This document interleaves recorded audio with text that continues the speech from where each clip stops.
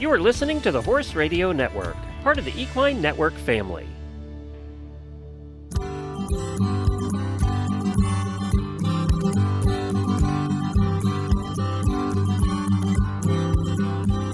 Welcome to this episode of the Business of Practice podcast, where we focus on the business and human sides of equine veterinary medicine.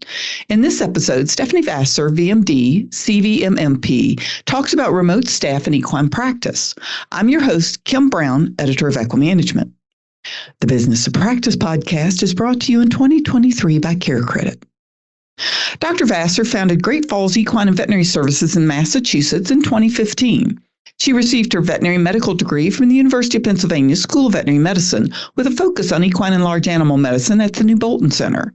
Dr. Vasser completed the Equine Veterinary Medical Manipulation Certification course at the Integrated Veterinary Medical Institute in Florida.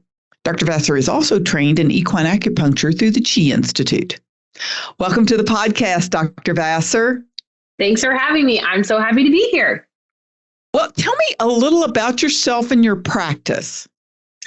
So I grew up in Western Massachusetts and also ended up returning here to start my practice with my husband, and both of our families are around here.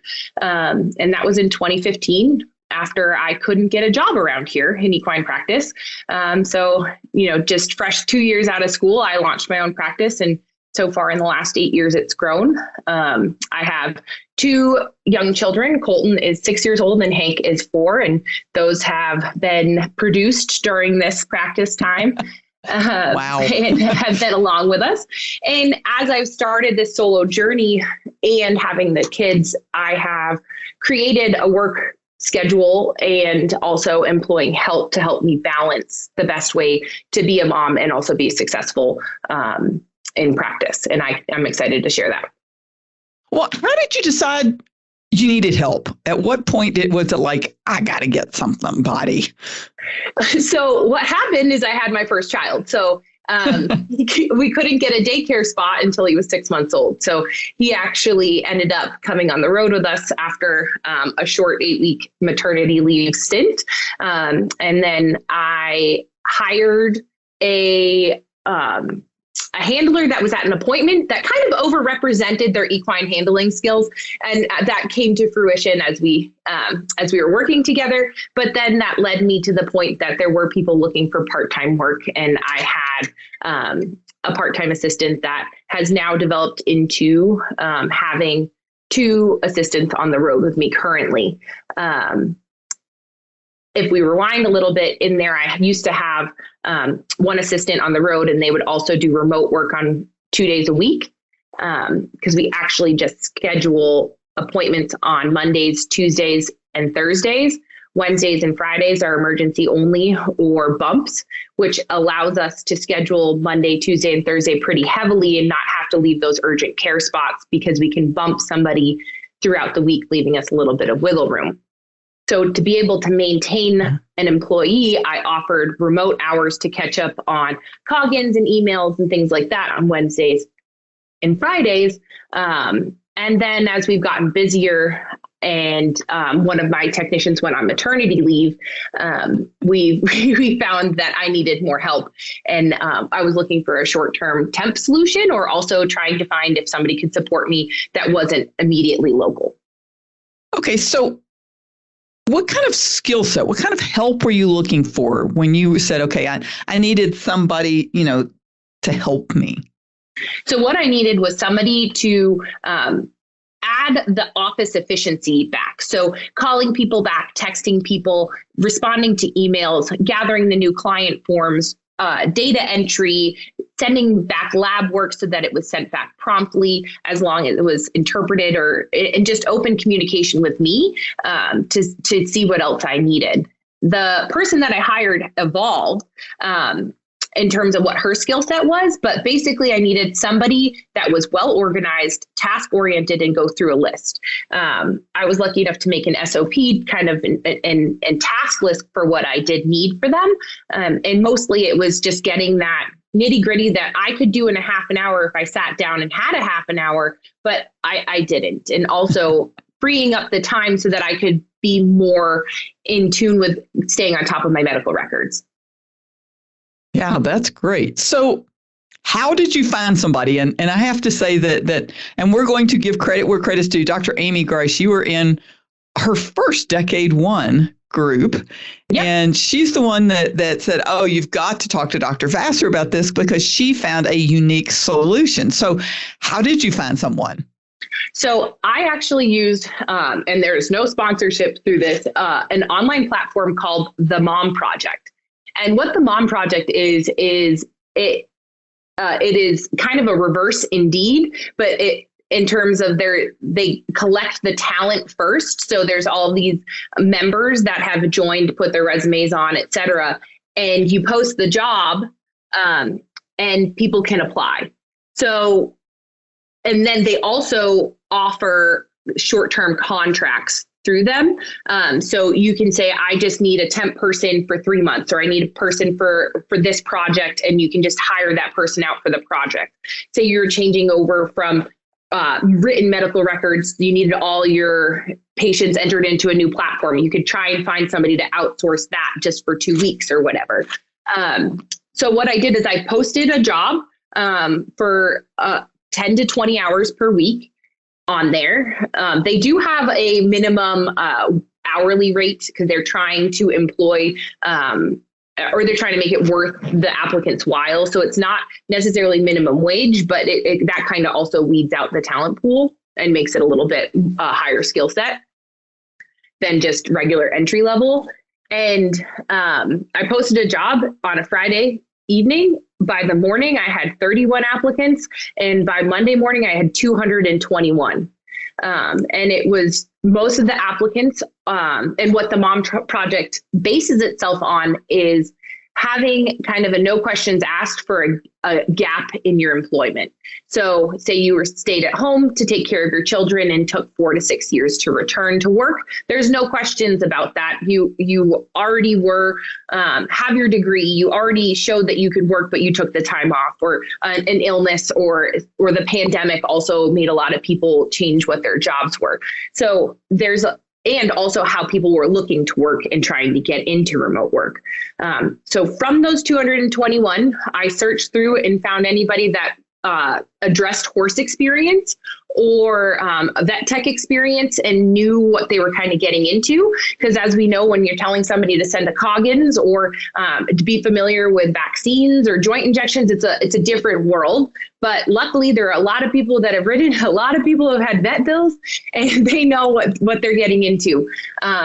So from there, I interviewed, I think there were about 20 that mentioned horses, and then I interviewed 5. And I actually hired the first one that I had interviewed.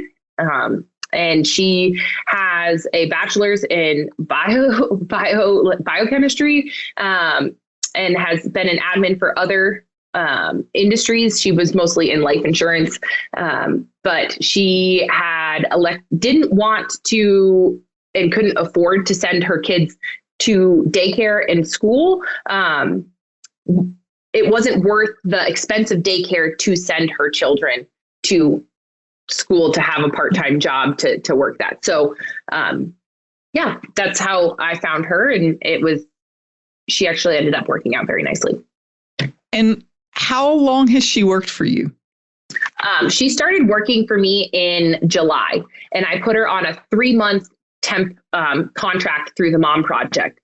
The Mom Project bills you. And so it's similar to a 1099. So they 1099 the contractor. Mm-hmm. So it's just an expense that way through you. So you actually don't have to do any payroll. That you just have to pay the invoice. There is a markup on it, which I found was a little obnoxious for a small business to have to absorb, but it was worth it in terms of what we got done that way and her efficiency.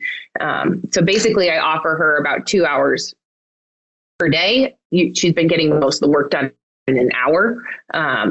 And it just kind of supplements, and it's been nice to add on other projects as well, such as we need to really revamp our inventory. We need to learn how to use the online controlled drug logs, which is called VetSnap. She integrated that into our system, and also using VetCove to really help with inventory management as well. So somebody in the outskirts that's learning your business has been really good.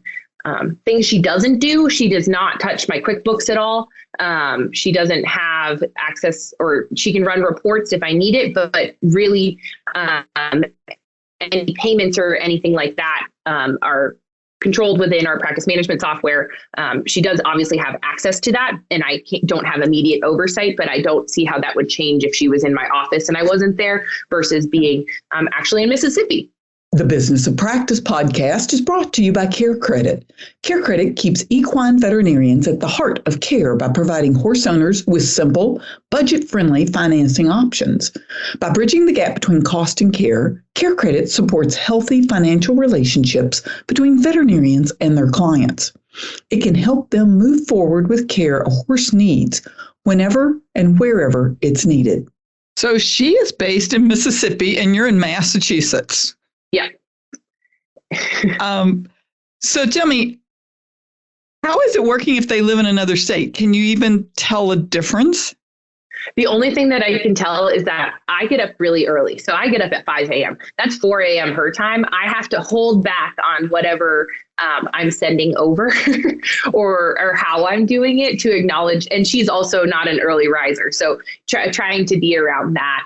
And in that same tune, she works at different hours than I necessarily work, but the work is still getting done as long as there's checks and balances. And well, that's good to know. And through my payroll, I ended the Mom Project contract. I ended the Mom Project contract and I put her on my regular payroll, which was helpful. And also cheaper for me. In some ways, I'm still paying all the other taxes, but I'm not paying a fee to another business. Oh, that's a good, kind of a nice way to get your feet wet, I guess. Yeah. So, I mean, I'm going to ask if there's any advice for other solo practitioners who might want to do something like this, but you've already helped at least one other person like this. Yes. So tell us about that. So I use Dr. Zaytonian from Starwood Equine and her business practice. Also, I've consulted with her on some certain things, and I shared how I found my admin, and she actually successfully also found an admin through the Mom Project. And it's definitely a change in how you think of a worker and where they need to be. You need to accept that people can get things done at home without direct oversight. And that can be a shift for some generations, but I don't have the overhead of heating my office higher than 60 degrees. I don't have to keep the lights on. All I did was send a computer, and she clocks her hours through our Square payroll app. So she clocks in through a time card app when she's doing things. There's obviously some rough edges to that I accommodate for because of her efficiency and her availability. But just kind of doesn't need that oversight. And I think with our workforce now and how it's changed, that this can be very helpful to other people, and that you don't need to provide a full-time job to somebody. They are looking for a few hours while their kids are at school. They only have this amount of time to do, or they have multiple jobs where they can get this done as well as something else. For example, the 5 other applicants that I interviewed, one was a retiree that takes care of the horses at the horse barn next door, has always been involved in horses. Everybody always says they assist the vet whenever they come, et cetera.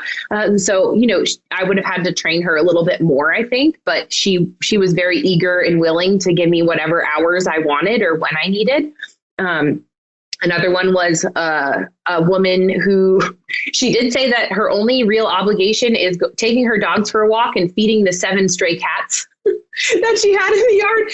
And that may have been a red flag for me. So I declined on that one, but also was previously an equine vet tech. So she had relocated to Florida, and that's where she was working. So that would have been a great person as well, I think.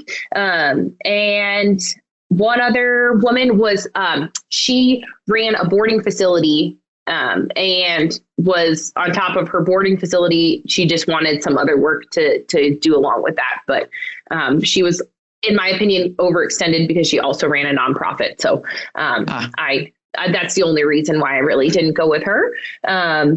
I had some great candidates. I had to do some work looking through it. I would say 3 out of the 5 had bachelor's degrees. So I think that also sets people apart. And I think also looking at what we're looking for is mainly efficiency, somebody that's a self-starter. And there might be some trial and error with it in terms of finding the right person. But I think that happens when they're in your office as well. Yeah, I would agree.